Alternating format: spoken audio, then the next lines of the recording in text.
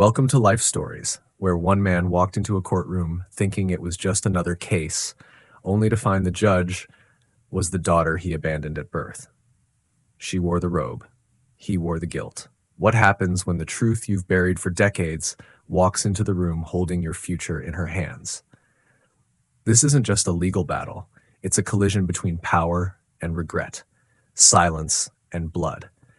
And in the middle of it all, a daughter raised on justice and a father who built his life on denial are about to face each other in ways no one could have predicted. Stay with us, because this story will test your heart, your values, and everything you believe about redemption. Let's begin. Elliot Graves stood at the base of the courthouse steps, watching the Atlanta morning unfold in slow motion. Reporters murmured behind metal barricades. A breeze stirred the American flag above the federal building. Everything looked ordinary, until it didn't. He adjusted the cuffs of his charcoal suit, checked the time, stepped forward. One case, one courtroom. That was all today was supposed to be. The biggest class-action lawsuit in Argenx Pharmaceuticals history was about to begin, and Elliot Graves, the defense attorney known for precision, power, and zero tolerance for surprises, was set to lead. He had handled senators, silenced whistleblowers, even smoothed out the edges of one scandal involving a Fortune 100 CEO and a yacht in the Cayman Islands. But this wasn't that.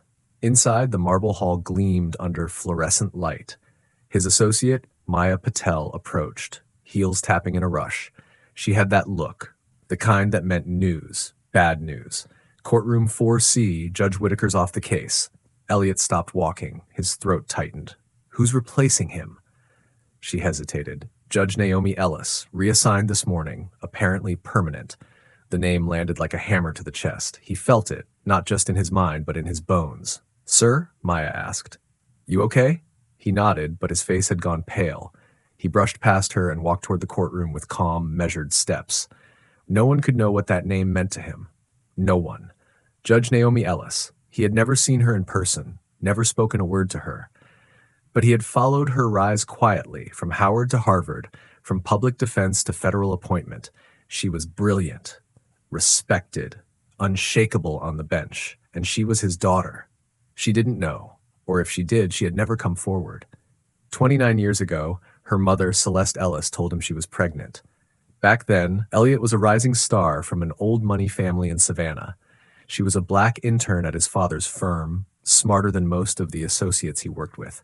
He remembered the fire in her voice when she told him, and he remembered what he did with it. He buried it, buried her, denied everything, for the sake of his career, his family's reputation, and the clean life he thought he was owed. Now she was gone. Celeste had died 3 years earlier from cancer. And Naomi, this woman with his eyes and her mother's conviction, was about to walk into his courtroom and take the bench. He didn't know if she knew who he was, but he knew enough to be afraid. He entered the courtroom, his steps echoing louder than usual. The gallery was full. Argenx executives whispered nervously behind him. A quiet storm of press swirled outside. Then the door opened. She entered in silence. Naomi Ellis moved like a verdict, unflinching, calm, robed in black, her chin high. She didn't look at him, not directly, but her presence seemed to split the room in half. "Good morning," she said. Her voice was clear, low, and precise. "This court is now in session." Elliot stood with the rest of the room. His palms were sweating, his heart pounded behind his ribs. And then, for the briefest second, their eyes met. She didn't blink, didn't flinch, but there was something there. Something that passed between them. Recognition? No, something deeper. Older. Like a string pulled tight over time. He lowered his eyes, but his stomach sank. She took the bench, reviewed her notes, and said his name like any other attorney's. "Mr. Graves, are you prepared to proceed?" "Yes, Your Honor." But his voice was off, too quiet, too hollow. What he didn't know, what he couldn't know, was that Naomi had discovered the truth less than a week ago.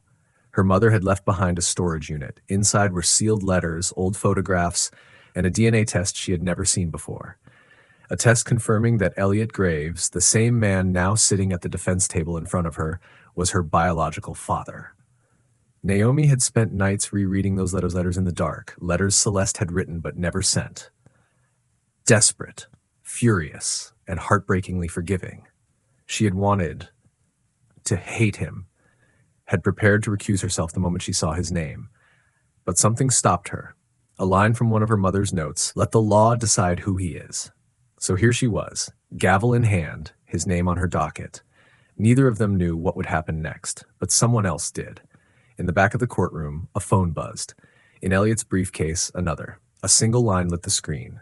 "She knows, and so do we. Play this right, or we expose everything." Then came the next twist. A motion filed electronically, an anonymous request demanding Judge Ellis's recusal. It cited a fabricated conflict of interest.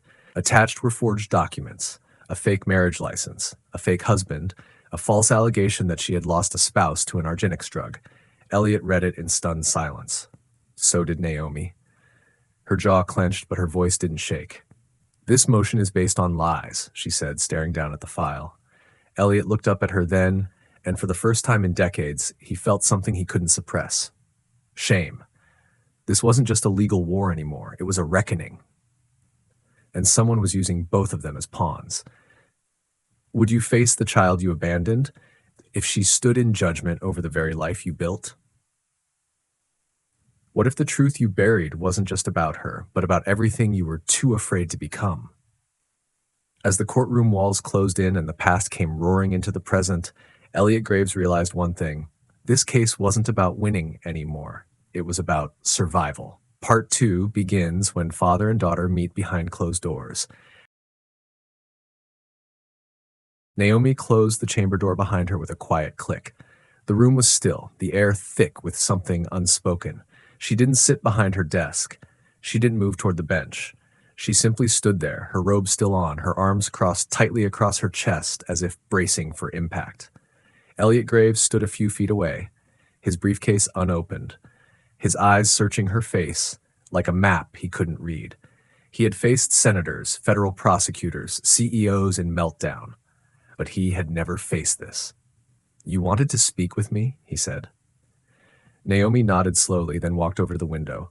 Sunlight spilled in, catching the edge of a framed photo of her mother, Celeste, smiling in front of Howard Law School. The frame had a hairline crack across the corner, but Naomi had never replaced it. She liked it that way. Imperfect, real. She didn't turn around. "I know who you are." Elliot said nothing. The silence pressed in. "I found the letters, the test, the photo of you and my mother on the courthouse steps back in '94. His voice was hoarse when he finally spoke. "Naomi, No," she cut in, her voice trembling but firm. "Don't say you're sorry. I didn't call you here for an apology." She turned then, and for the first time he saw the weight in her eyes, not rage, not even accusation, but years of silence finally cracking. "I grew up thinking my father died before I was born. That's what she told me, and I believed her, until I didn't." Her fingers trembled slightly, so she tucked them behind her back. "She died 3 years ago, breast cancer. I held her hand through the worst of it, and even then, she never said your name." Elliot's throat tightened.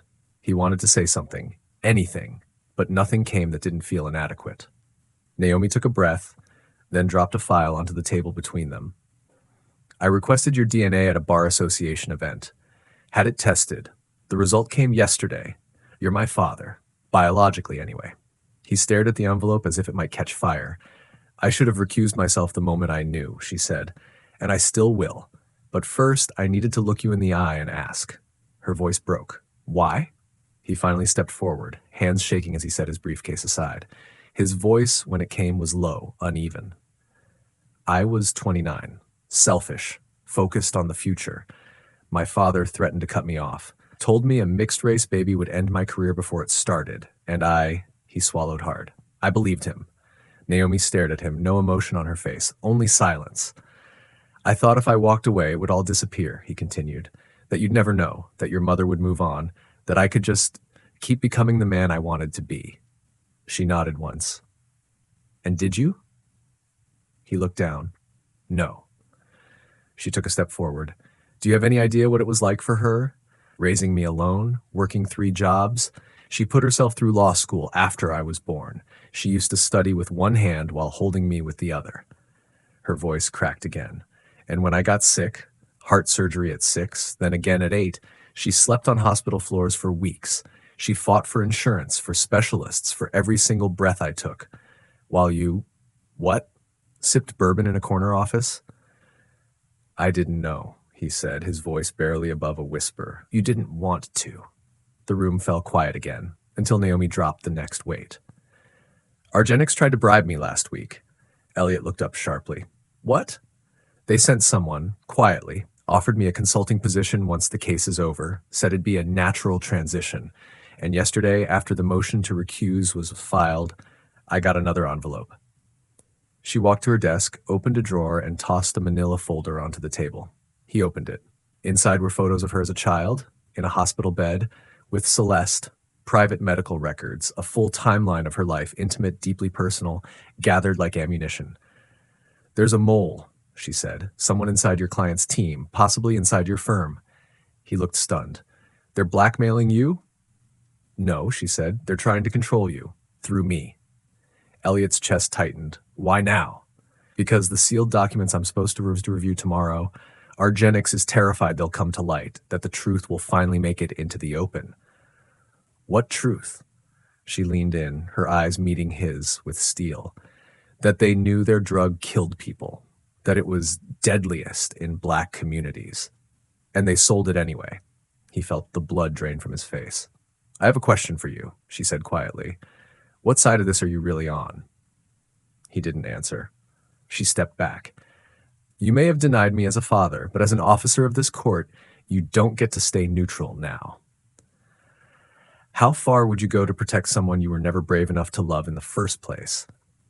As the weight of his choices bore down, Elliot knew this was no longer just a courtroom battle. It was a reckoning for every silence he had ever chosen. Part 3 begins when secrets aren't just revealed, they explode. The courtroom was packed. Reporters sat shoulder to shoulder in the gallery, their pens still for once. The jury box remained empty. This was a motion hearing, not trial, but the tension in the air felt like a verdict was coming.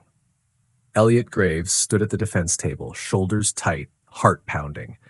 Across the room, Judge Naomi Ellis adjusted her robe, her face unreadable. Her gavel waited on the bench like a quiet dare. He hadn't slept. After their conversation in chambers, everything had changed. He couldn't look at Argenix the same way, couldn't look at himself the same way. And when Maya, his associate, handed him the sealed documents that morning, his hands shook. Internal emails, confidential memos, private test results. It was all there. Argenix had known for years. Their liver medication, Zivoril, had deadly side effects in patients with a particular genetic marker. A marker found predominantly in black patients. They knew. They ran the numbers. They called the deaths manageable loss projections. Then they rolled it out nationwide. Hundreds died. Naomi hadn't read the documents yet. She was scheduled to review them in private after this hearing. But Elliot couldn't wait. Not anymore. As she called the session to order, he rose to his feet. Your Honor, he said, before we begin, I request to be heard on a matter of immediate ethical concern. Naomi raised an eyebrow. Proceed, Mr. Graves. He took a breath. I am withdrawing as counsel for Argenix Pharmaceuticals, effective immediately. I've reviewed documents that confirm criminal negligence, concealment, and targeted harm to communities of color. I can no longer, in good conscience, defend this company. A ripple of gasps echoed through the room. Naomi didn't flinch. Do you have evidence to support this? She asked, her voice level. I do. He handed the folder to the bailiff, and I'm prepared to testify under oath. She took the folder, opened it, scanned the first few pages, her jaw clenched. Behind Elliot, Malcolm Voss, Argenix's CEO, stood slowly, red-faced and shaking. This is outrageous, Voss barked. He's turning on us to save himself. Elliot turned to him. You forged documents to try and get her off this case. You threatened to expose my personal life if I didn't follow orders, and you buried people to protect your profits. You think I care what you say now? Voss lunged forward. 2 federal marshals intercepted him. Naomi looked up, gaze sharp. Mr. Voss, you are to remain silent. Elliot glanced toward the press section. Cameras were snapping, recorders on. It was done. He had finally, after nearly 3 decades of silence, chosen truth.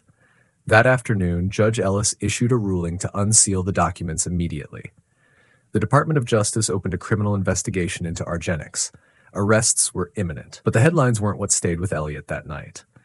It was the way Naomi had looked at him after court, not with forgiveness, not with anger, but with something closer to clarity. She had walked over, alone, outside the building. "I read your statement," she said quietly.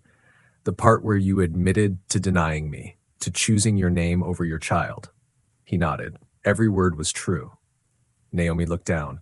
"You should know something. When I was 6, my mother used to tell me bedtime stories, always about this girl who had no father but was still powerful, still brave, still worthy." Elliot's eyes burned. "She made me believe I didn't need you," Naomi said. "And for the most part, I didn't. But that doesn't mean I didn't wonder. Every birthday, every milestone, I wondered what kind of man would leave and never look back." He swallowed hard. "I was a coward." "Yes," she said, "you were." She didn't say more. She didn't hug him.